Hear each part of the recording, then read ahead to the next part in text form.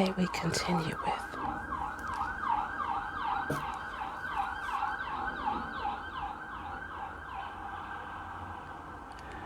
Hazrat Inayat Khan's The Art of Being and Becoming. Great book.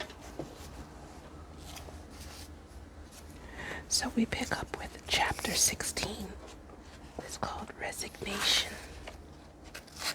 There are two distinct paths by which one attains to the spiritual goal, and one is quite contrary to the other. One is the path of resignation, the other is the path of struggle. No doubt in the path of struggle there is also resignation, and in the path of resignation there is also struggle. But generally the one who is treading the path of resignation has only one thought: to be resigned. Whereas to the one who strikes the path of struggle, struggle is the main object. Both paths are essential. It is not possible to ignore one of them or to accept only one of them. People often think Sufism means being passive, but it is not so. It is being both active and passive. It is the knowledge of the secret of man's life on earth, of what he needs for his character, for his condition. When we reflect upon these principles, we find that there are things in life to which we can only be resigned. It is easy to be resigned to things one cannot help. But if one has the power to struggle, it is difficult to be resigned. The one who is resigned in easy conditions may not find it difficult, but he does not know what resignation means. For instance, a man may have poor relations who want a part of his capital because they are in great need. But in spite of this, he cannot resign to letting them have it. Yet when during the night thieves break into his house and leave with his whole fortune, he may resign himself very quickly to his loss. This kind of resignation is no virtue. To resign oneself means to do so even when one has the power to resist. All of the great ones have recognized the value of resignation and have taught it. One might think that resignation is unpractical and that this selfish world will take advantage of one. This is true, but the loss is small compared with the gain if only the heart can sustain the loss. Yet, if one is not contented with what has been done, it is better not to be resigned. If one can be resigned, so much the better, but one should not force one's nature. A man once asked another to lend him his raincoat. It was immediately given, but at the same time the giver was very much annoyed that the other should have asked for it.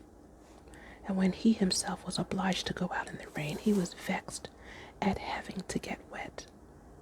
It would have been much better for him to have said at once that he was sorry not to be able to lend the coat. Once having given it, however, he should not have begrudged it, but should have been glad to get wet, having helped the other man. If he gave it, he should have done so with his whole heart. One who is really resigned does not show it. It is not easy. How many people in this world try to learn wonderful spiritual things? But this resignation, which is such a simple thing, is yet miraculous. This virtue is not only beautiful, it is a miracle. There is resignation in so many little things. We do not always recognize it, but it is there. Those around us may ask us to do something that we do not like. Perhaps they say something to us that we do not wish to take in silence. We want to answer back. Then there are the little pin pricks from all we meet in everyday life. If we were not resigned, we would feel irritated all the time. Therefore, to be resigned is not weakness. It is a great strength. As one goes further, one finds that one can be resigned even to cold and heat, to places that are uncongenial, and all this resignation has a meaning, and we benefit by it. We should form a habit of being resigned. Not having resigned ourselves to inexperience means the loss of an opportunity.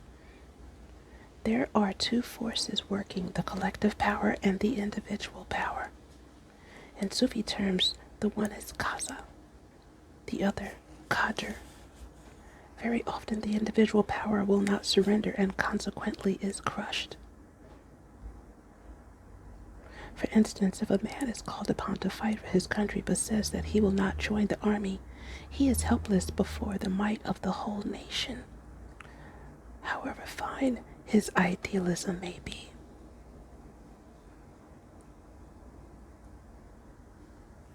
Here he must resign himself to the condition in which there is conflict between a lesser and a greater power. In this case, resignation is the only solution. Of course, everything must be understood rightly. Resignation preached foolishly is not profitable. A murid who was learning the lesson of resignation from a murshid was once walking in the middle of the road engrossed in the thought of resignation when a mad elephant came from the other direction. A wise man told him to get out of the way. He would not, because he was trying to resign himself to the elephant until he was roughly pushed aside by it. They brought him to his murshid, who asked him how he came to be injured. He answered that he was practicing resignation. The murshid said, "But did nobody tell you to get out of the way?" "Yes," he answered, "but I would not listen." "But," said the murshid, "why did you not resign yourself to that person?" Often fine principles can be practiced to great disadvantage. Nevertheless, resignation has proved to be the path of the saints because it develops patience in man. And what is patience? It is all the treasure there is. Nothing is more valuable, nothing a greater bliss than patience. A story is told about the Prophet Muhammad. He was very ill. He had been suffering for many years. Through his trial, his insight became clearer, but his suffering was so great that those around him could not stand it anymore, and so he had to seek refuge with God in the forest to spare them from seeing his pain. As his sight was keen and the ears of his heart were open, he heard a voice coming from the trees. "I am the medicine for your disease." The prophet asked, "Has the time of my cure come?" The voice answered, "No." He said, "Why should I take you then?" Later, he had the same experience. Again, he heard the voice, and when he asked if the time of his cure had come, this time the answer was yes. But the prophet again said, "Why should I take you?" For he still could not resign himself. When we think of an extreme ideal, we may wonder if it is not unpractical, especially at this time where there are so many treatments and so many mechanical things. But the thoughtful person will consider how many people have ruined their lives by going from one treatment to another, lacking the patience and resignation in ways in which resides their complete cure. The remedy is not always the answer to the difficulty. Often patience is the answer. It seems that man becomes more and more impatient every day. Owing to this superficial life, there is hardly any resignation to little things, even though it is so much better to be resigned than to worry. When we throw the mystical light upon the subject, we find that by being resigned, we form a harmonious connection with the infinite. And how should we learn this? Should we do it by being resigned to God? No, this is a still greater lesson. The first lesson to learn is to resign oneself to the little difficulties in life, not to hit out at everything one comes up against. If one were able to manage this, one would not need to cultivate great power. Even one's presence would be healing. Such a person is more precious than the branch of the rose, for that has many thorns but few flowers. Resignation is the outcome of the soul's evolution, for it is the result of either love or wisdom. The truth of this can be seen in the lives of a child and a grown-up person. As soon as a child becomes attracted to an object, the only thing it knows is that it wants it. And if it is denied this object, the child is dissatisfied.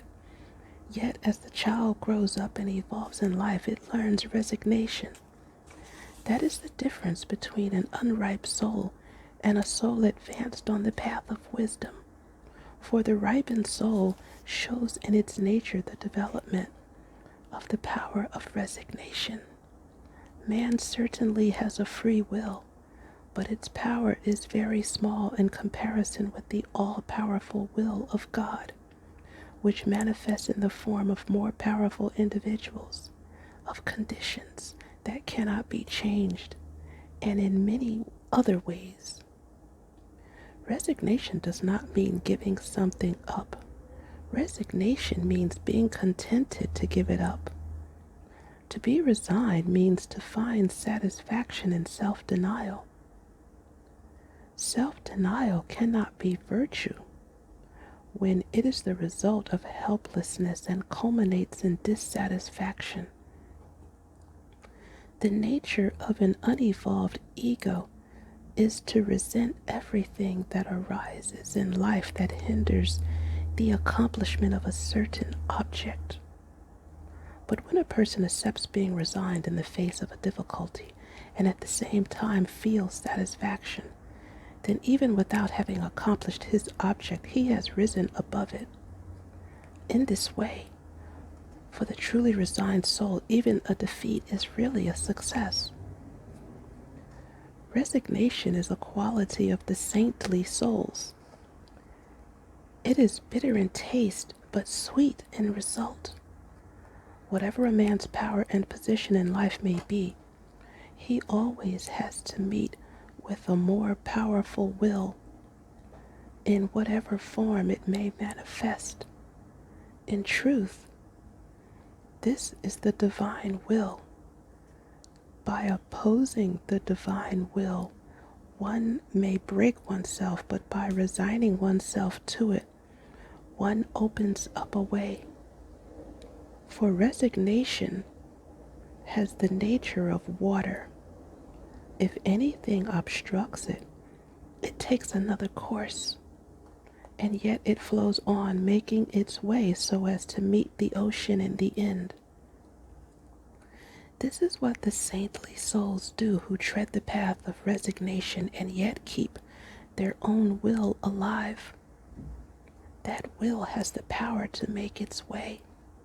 A person who is resigned by nature becomes, in the end, a consolation to himself and happiness for others. Resignation is not necessarily weakness, laziness, cowardice, or lack of enthusiasm. Resignation is really the expression of mastery over oneself. The tendency to submit to the will of another or to certain conditions does not always work to the disadvantage of the resigned one.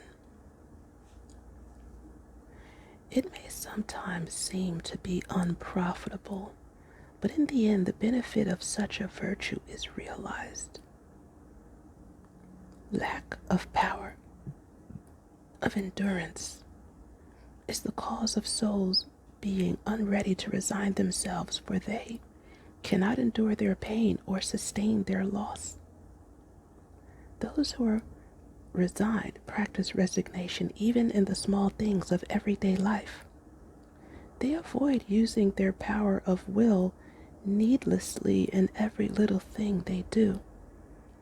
Resignation is passivity, and sometimes it seems to be a disadvantage in the life of an active person who has an object to accomplish. But a continual activity kept up by power and energy very often results in disaster. Every activity should be balanced by passivity. One should be active when it is time to be active, and become passive when conditions ask for passivity. It is in this manner that success in life is attained and that happiness, which is the quest of every soul, is gained. The symbolical meaning of the story of Christ riding on a donkey on Palm Sunday is that the donkey, which has a cross on its back to indicate that it must bear all burdens, shows its resignation by submitting to the will of its master. That is the privilege of the one who serves. However humble, he will have the privilege of serving God. Thanks for watching and listening. Like and subscribe. Catch me in the next video. May you find lasting happiness. Bye.